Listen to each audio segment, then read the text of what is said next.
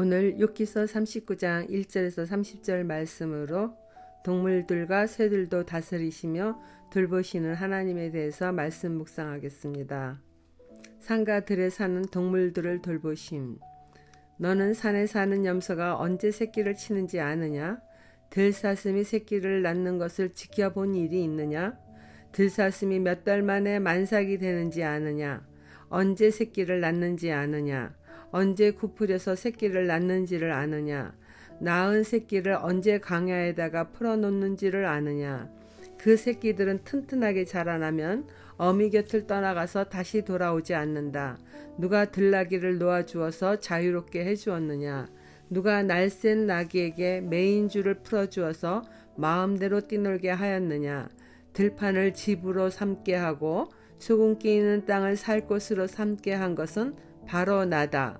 들나귀가 시끄러운 성읍에서 멀리 떨어져 있으므로 아무도 들나귀를 길들이지 못하고 일을 시키지도 못한다. 산은 들나귀가 마음껏 풀을 뜯는 초장이다. 푸른 들나귀가 찾는 먹이다.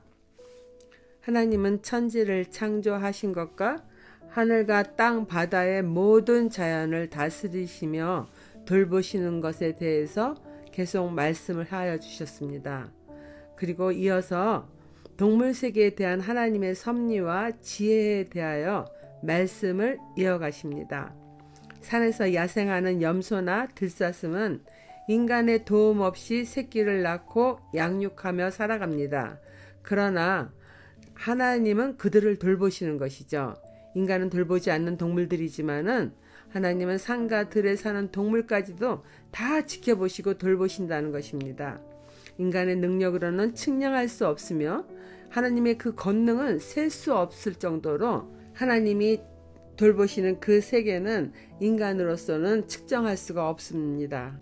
하나님은 들에 사는 그 새끼들이 튼튼하게 자라나면 어미 곁을 떠나서도 잘 살 수 있도록 생태계의 질서도 세밀하게 돌보시며 움직이시는 분입니다.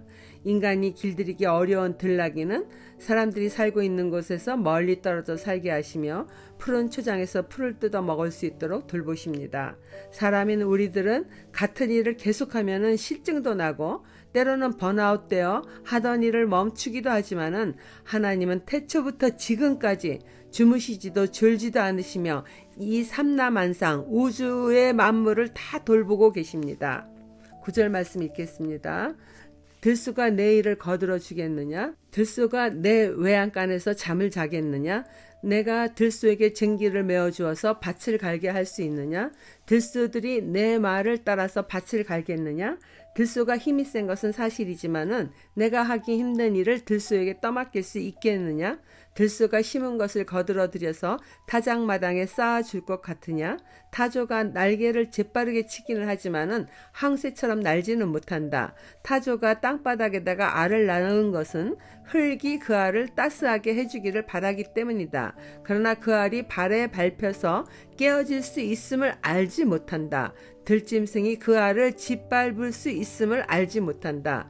타조는 알을 거칠게 다루기를 마치 제가 낳은 알이 아닌 것 같이 하고 알을 낳는 일이 헛수고가 되지는 않을까 하고 걱정도 하지 못하니 이것은 나 하나님이 타조를 어리석은 짐승으로 만들고 지혜를 주지 않았기 때문이다. 그러나 타조가 한번 날개를 치면서 달리기만 하면 말이나 말 탄 사람쯤은 우습게 여긴다. 들소는 사람 손에 길들여져 쟁기를 메어 밭을 갈도록 길들여지지 않는 짐승이기에 인간과 함께 지낼 수 없습니다. 인간의 돌봄을 받을 수 없는 짐승이지만은 하나님은 난폭한 맹수도 돌보시는 분이시죠. 타조는 알을 낳고도 들짐승이 그 알을 짓밟을 수 있음을 알지 못합니다. 알을 돌보지 못하는 그 어리석은 이유는 하나님이 타조에게 지혜를 주지 않으셨기 때문입니다. 그러나 타조는 자신의 알을 돌보는 지혜는 없어도 한번 날개를 치면은 말 탄 사람보다 더 빨리 달리는 능력이 있습니다. 동물들에게까지 공평하게 재능을 나누어 주신 하나님이십니다. 적용 질문입니다. 하나님이 공평하게 내게 주신 재능은 무엇입니까? 내게 주어진 재능에 만족하십니까? 내게 있는 재능이 하나님으로부터 온 것임을 인식하여 자랑하거나 뽐내지 않고 겸손하게 사용하십니까? 두 번째입니다. 말에게 용맹한 힘을, 매와 독수리에게 지혜를 주심. 욥은 대답해 보아라. 말에게 강한 힘을 준 것이 너냐? 그 목에 흩날리는 갈기를 달아준 것이 너냐? 내가 말을 메뚜기처럼 뛰게 만들었느냐? 사람을 두렵게 하는 그 위세당당한 콧소리를 내가 만들어 주었느냐?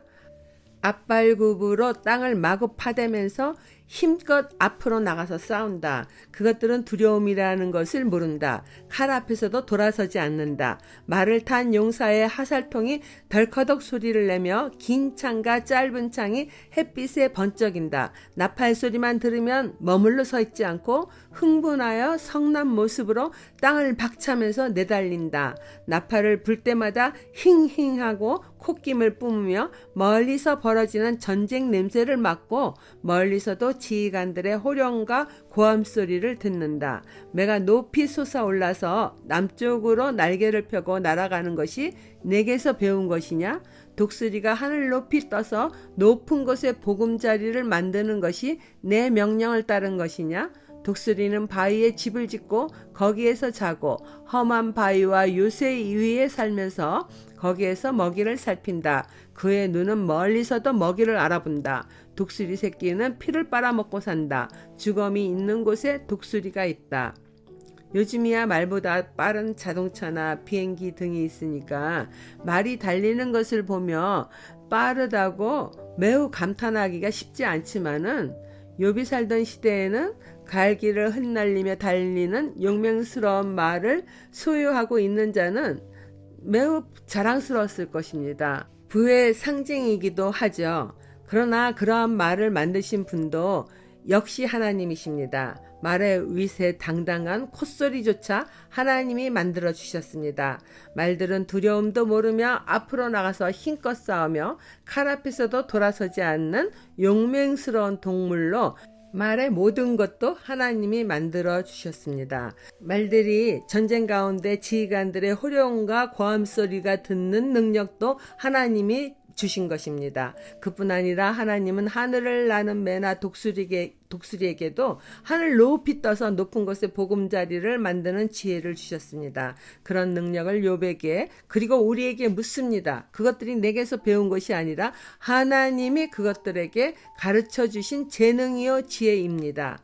독수리의 눈은 멀리서도 먹이를 알아보는 감각이 있게 하셨고 새끼들은 죽은 동물의 몸에 있는 피를 빨아먹고 살아갈 수 있는 습성을 주셨습니다. 하나님은 독수리 새끼들에게 조차 잔인한 습성과 힘을 주셨다고 말씀하시는 의도는 하나님 앞에서 인간은 그분의 섭리에 순종하는 것이 지혜임을 암시적으로 드러내시는 것입니다.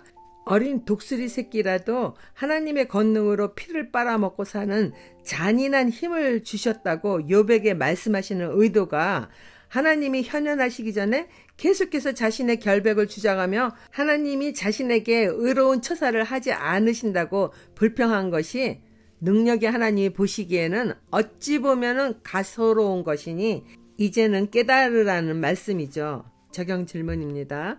하나님이 만드신 피조세계를 보며 내가 감탄할 때는 언제인가요? 자연계에서 하나님의 권능을 알게 하는 것은 무엇입니까? 기도하겠습니다. 하나님 아버지는 사람들이 돌보지 않는 짐승들까지 하나님은 놓치지 않으시고 돌보시는 측량 못할 권능의 하나님이십니다.